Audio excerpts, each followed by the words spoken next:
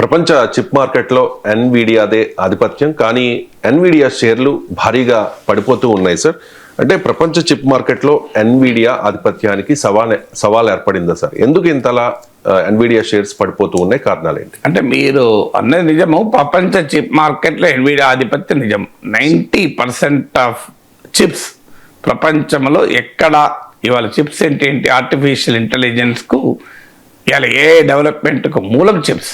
అలాగే electronics, defence అన్నిట్లో automobiles chips వాడని ఆధునిక రంగం అంటూ లేదు. ముఖ్యంగా నేటి ఆర్టిఫిషియల్ ఇంటెలిజెన్స్ భూమిని ఫ్యూయల్ చేస్తుంది చిప్స్. ప్రపంచంలో వాడుతున్న చిప్స్లో 90% Nvidia chips.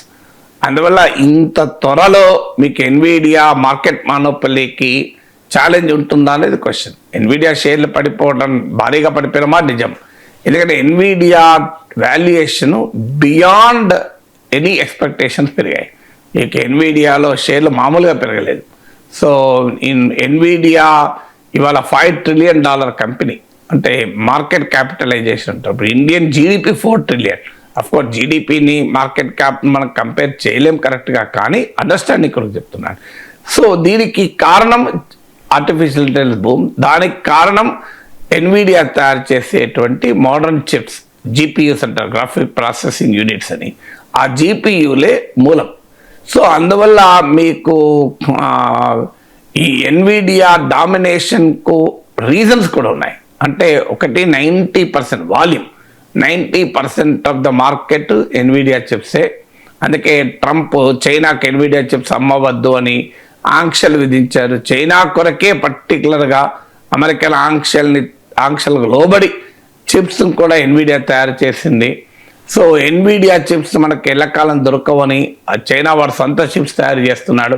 So Nvidia volume of the chip మార్కెటే కాదు, 90% కంట్రోలే కాదు, అది ఒక జనరేషన్ హెడ్. నిన్న వాళ్ళు ఇచ్చిన స్టేట్మెంట్లో కూడా ఒక తరం ముందున్నారు. ఇప్పుడు గూగుల్ వాళ్ళు చిప్స్ తయారు చేస్తున్నారు, వాటిని టీపీయూ అంటారు, టెన్సర్ ప్రాసెసింగ్ యూనిట్స్ అని. అలాగే మీకు అమెజాన్ వాళ్ళకు ట్రైనియం అనే ఒక చిప్ ఉంది. ఓపెన్ ఏఐ వాళ్ళు మీకు ఓపెన్ ఏఐ వాళ్ళకి కూడా బ్రాడ్కామ్ అనే కంపెనీతో చిప్స్ కొరకు వాళ్ళు అగ్రిమెంట్ చేసుకుంటున్నారు. చైనా వాళ్ళు తమ ఏఐ భూమ్కు సొంత చిప్సే వాడాలని చైనా ప్రభుత్వం ప్రోత్సహిస్తోంది. భారత ప్రభుత్వం కూడా డిసెంబర్ 7 నాటికి మేడ్ ఇండియా చిప్ ఆవిష్కరించాలని కూడా చూస్తున్నారు. అంటే ప్రపంచవ్యాప్తంగా ఎన్విడియా అనే ఒక్క కంపెనీ పైన, అది కూడా అమెరికన్ కంపెనీ పైన ఆధారపడితే ప్రమాదము అనే భావన పెరిగింది. అందుకే మార్కెట్ మానోపలి ఒక్క ఎన్విడియా పైన ఆధారపడితే వెరీ డిఫికల్ట్ అని.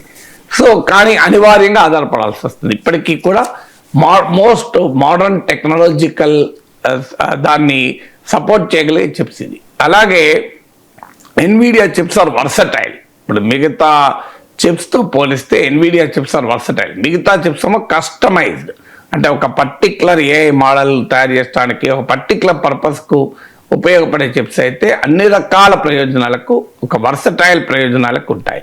మూడోది ఏంటంటే ఎన్విడియాకు ఉండే ప్రత్యేకత కూడా ఏంటంటే దాని software, compute unified device architecture కూడా అని సాఫ్ట్వేర్. అంటే మీకు ఒక రకంగా మనము పాపులర్గా ఈ సాఫ్ట్వేర్ పైన అలవాటు పడ్డారు. ఇప్పుడు మన దగ్గర కంప్యూటర్లో ఎగ్జాంపుల్ చెప్తే మనం ఒక విండోస్కి అలవాటు పడి ఉంటాం. అందుకే మ్యాక్బుక్ కొనాలన్నా కూడా కొంత దానికి అలవాటు పడాలి. ఎడిటింగ్ అంటే ఒక అలవాటు పడి ఉంటాం. సో మీకు ఎఫ్సిపిలో ఎడిట్ చేయాలంటే కొంత ప్రాక్టీస్ కావాల్సి ఉంటుంది. సో అలాగే ఎలాగైతే కొన్ని మనకు వెరీ పాపులర్గా అలవాటు అవుతాయో, అలా చిప్ మార్కెట్లో కూడా ఈ కంప్యూట్ కూడా అని కంప్యూట్ యూనిఫైడ్ డివైస్ ఆర్కిటెక్చర్ అనే సాఫ్ట్వేర్ బాగా అలవాటు పడి ఉన్నారు. అందువల్ల ఈ కారణాల రీత్యా ఎన్విడియాకు ఇప్పటికిప్పుడు ఛాలెంజ్ ఉంటుందా అనేది డౌటే. షేర్ మార్కెట్లో బాగా వాల్యుయేషన్ పెరిగినప్పుడు కాస్ట్ కరెక్షన్స్ ఉంటాయి. అయినా ఇప్పుడు ప్రత్యేకంగా ఎన్విడియా షేర్లు పడిపోవటానికి రీజన్ ఉంది. దానికి రీజన్ ఏంటి అంటే మెటా, ఫేస్బుక్ ఓనర్ మెటా గూగుల్తో చిప్స్ కొనడానికి అగ్రిమెంట్ కుదుర్చుకున్నారు. అంటే ఎప్పుడైనా మనం ఎన్విడియాతో అగ్రిమెంట్ ఉంటాయని విన్నాం, కానీ గూగుల్ ఇప్పటి వరకు ఈ చిప్స్ను గత 1 డికేడ్గా గూగుల్ చిప్స్ తయారు చేస్తుంది. ఇప్పటి వరకు వాటి ఇన్హౌస్ ఏఐ మోడల్స్ను డెవలప్ చేయడానికే వాడుతున్నారు. ఇప్పుడు వాళ్ళు బయటికి కూడా, ఇప్పుడు మెటా కంపెనీ గూగుల్ నుంచి చిప్స్ కొనటానికి గూగుల్ ప్రొడ్యూస్ చేసే టీపీయూ అంటే ఎన్విడియా ప్రొడ్యూస్ చేసే జీపీయూ కాకుండా టీపీయూలు వాడటానికి అగ్రిమెంట్ కుదుర్చుకుంటోంది అన్నది వార్త వచ్చింది. సో స్టాక్ మార్కెట్ ఎలా ఉంటుందంటే ఒక నెగటివ్ సిగ్నల్ వచ్చింది అనుకో వెంటనే పడిపోతుంది. దాన్ని బట్టి ఎన్విడియా పని అయిపోయిందని చెప్పలేము. సో సిగ్నల్స్కి రియాక్ట్ అవుతుంది, సెంటిమెంట్లకు స్టాక్ మార్కెట్ రియాక్ట్ అవుతుంది. సో గూగుల్ తయారు చేసే టీపీయూలను మెటా కొంటోంది అనే వార్త రావడంతోనే ఎన్విడియా మార్కెట్ మానోపలికి క్వశ్చన్స్ ఏర్పడుతున్నాయని చెప్పి షేర్లు పడిపోయినాయి. ఎందుకంటే టీపీయూలు ఏంటంటే రిలేటివ్లీ చీపర్. ఇప్పుడు మీకు 10 to 50% అంటే రూపాయలు ఒక $100 జీపీయూ అయితే ఇది $10 నుంచి $50 ఉంటుంది టీపీయూ. So comparatively cheaper. ఎందుకు చీపర్ అంటే నేను ఇంతకుముందు చెప్పినట్లు ఎన్విడియా చెప్తాం వర్సటైల్, అనేక రకాల ప్రయోజనాలకు ఉపయోగపడుతుంది. ఇవి మిగతా చిప్స్తోమో కొంత లిమిటెడ్, అంత వర్సటైల్ కాదు. సో అందువల్ల మీకు relatively cheaper, even per dollar cost efficiency అంటారు. ఇన్వెస్ట్మెంట్లో ఏంటంటే నేను పెట్టే డబ్బులకు నాకు ఎంత ప్రయోజనం కలుగుతుంది అని. ఇప్పుడు కంప్యూటర్ల ధరలు తగ్గాయా అని మీరు అడిగారు అనుకోండి, 10-20 ఏళ్ళ కిందటి సాధారణంగా మనం తగ్గలేదు పెరిగినాయి అనుకుంటాం. అంతకుముందు 10,000 కంప్యూటర్ వచ్చేది ఇప్పుడు 1,00,000 అయింది అని. కానీ అలా లెక్కించకూడదు టెక్నాలజీని. కాస్ట్ పర్ కంప్యూటింగ్ పవర్ అనాలి. కాస్ట్ పర్ కంప్యూటింగ్ పవర్ అంటే ఆ కంప్యూటర్ పనిచేసే సామర్థ్యానికి తగ్గ రేటు. అంత 10,000 రూపాయలు కొన్నప్పుడు కంప్యూటర్ వేరు, ఇప్పుడు ₹1,00,000 పెట్టున్న కంప్యూటర్ రేటు 10 రెట్లు పెరగచ్చు, కానీ కంప్యూటింగ్ పవర్ 1000 రెట్లు పెరిగింది అంటే యాక్చువల్గా చీప్ అయినట్టే కదా. సో అందువల్ల కాస్ట్ ఇప్పుడు మీకు ఫోన్లు ఉంటాయి అనుకోండి, మీకు స్మార్ట్ ఫోన్ కన్నా ముందు ఫోన్ ఉంది, ఇప్పుడు స్మార్ట్ ఫోన్ ఉంది. స్మార్ట్ ఫోన్లో రేట్లు పెరిగాయా అని అడిగారు అనుకోండి, నిజంగా పెరిగినాయి కదా. 2,000-3,000 కూడా నోకియా ఫోన్లు వచ్చేవి. ఇప్పుడు కానీ స్మార్ట్ ఫోన్ పనిచేసే విధానానికి అంతకుముందు డబ్బా ఫోన్ పనిచేసే విధానానికి పోలికెళ్ళేది కదా. అందువల్ల దాన్నే కాస్ట్ పర్ కంప్యూటింగ్ పవర్ అంటారు, కాస్ట్ పర్ ఎఫిషియన్సీ అంటారు. ఇప్పుడు ఎన్విడియా చిప్స్ కన్నా కాస్ట్ పర్ ఎఫిషియన్సీ బెటర్గా ఉన్నాయి. అంటే తక్కువ ఖర్చుతో ఆ మేరకు ఎక్కువ ప్రయోజనం అంటే అర్థం ఎన్విడియా కన్నా బాగా పనిచేస్తాను కాదు. ఆ అవసరాల్లో కాస్ట్ బెనిఫిట్ అనాలిసిస్లో బెటర్గా ఉన్నాయనే భావన వల్ల ఎన్విడియాకు ఒక పోటీ ఏర్పడుతోంది. ఒక గోలేక నిజం చెప్పినట్టు అమెజాన్, ట్రైనియం అండ్ సొంత chips, open AI. So Nvidia market monopoly పట్ల అన్ని కంపెనీల్లో అనుమానాలు మొదలయ్యాయి. ఎంతకాలం మనం ఈ మానోపలి అని.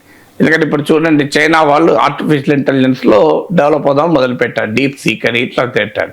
వెంటనే ట్రంప్ ఆంక్షలు పెట్టాడు. ఎన్విడియా గ్లోబల్ కంపెనీ కావచ్చు, బట్ ఇది అమెరికన్ కంపెనీ.